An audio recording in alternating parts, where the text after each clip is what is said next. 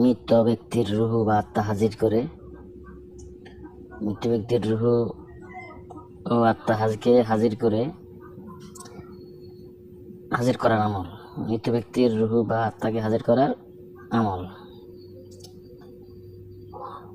তো আমল করতে পারবেন, যিনি আমল করার ইচ্ছা করবেন উনি ফরজগারে জীবনযাপন করতে হবে এবং মখলেস বন্ধ হইতে হবে, 5 ওয়াক্ত নামাজ কম আদায় করতে হবে, তাহাজ্জুদের নামাজ আদায় করতে হবে, হালাল খানা খাইতে হবে, মিথ্যা বর্জন করতে হবে। এই শর্ত, যিনি এগুলা করেন উনি এই আমলটা করতে পারবেন। আমলটা করার প্রথমে শুরুতে দুরূদ শরীফ পাঠ করবেন, দুরূদ ইব্রাহিম পাঠ করবেন কমপক্ষে 7 বার, নিচে উপরে 11 বার। এরপরে ইসমে আজম পাঠ করবেন 1 বার বা 3 বার, যে কোনো ইসমে আজম। এরপরে 2 রাকাত নফল নামাজ আদায় করবেন, 2 রাকাত নফল নামাজ আদায় করবেন ওই নিয়তে, মৃত ব্যক্তির আত্মাকে বা রূহকে হাজির করার নিয়তে।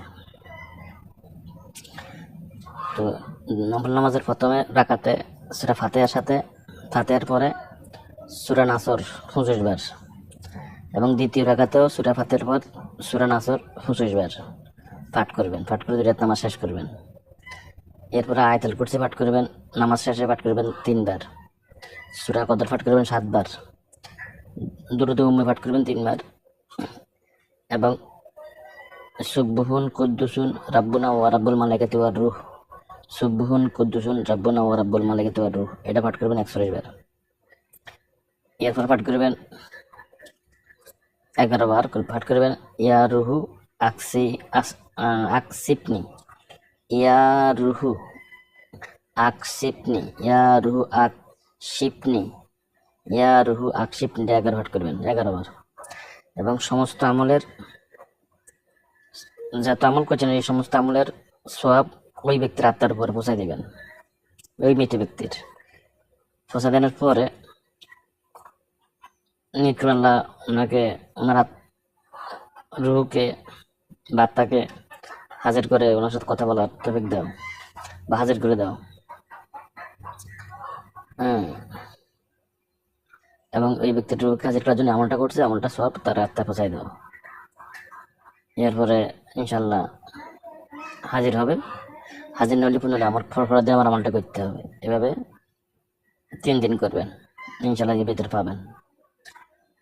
আর দ্বিতীয় একটা আমল আছে, ওই মৃত ব্যক্তির কারেন্ট জিনকে হাজির করার জন্য সূরা কুরাইশ 7 বার পাঠ করবেন। 7 বার পাঠ করে 7 বার পাঠ করে শেষ করবেন, আল্লাহ আমি আমলটা করছি এই ব্যক্তির কারেন্ট জিনকে হাজির করে দেওয়ার জন্য, তুমি এই আমলের উসিলে তার কারেন্ট জিনকে হাজির করে দাও। তো কারেন্ট জিনটা হাজির হলে তারপর সম্বন্ধে জানতে পারবেন, কারেন্ট জিনটার থেকে ওই ব্যক্তির বিস্তারিত জানতে পারবেন, যেটা কিছু জানার থাকে, যে কিভাবে মরলো, তার কি অসুস্থ ছিল, না কেউ বান মারছে, না কুহুরি করছে, না এমনি স্বাভাবিক জীবন মারা গেছে, বা কি হয়েছে না হয়েছে বিস্তারিত জানতে পারবেন।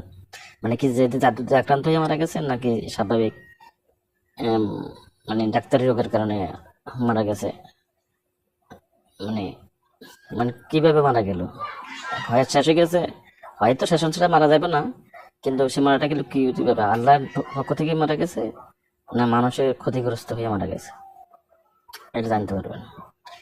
সূরা কুরাইশ 7 বার বা 11 বার পাঠ করে দিবেন। এরপর তার কারেন্ট জিনকে হাজির করে নিয়ত করবেন, ইনশাআল্লাহ হাজির করতে পারবেন। আসসালামু আলাইকুম ওয়া রাহমাতুল্লাহি ওয়া বারাকাতুহু।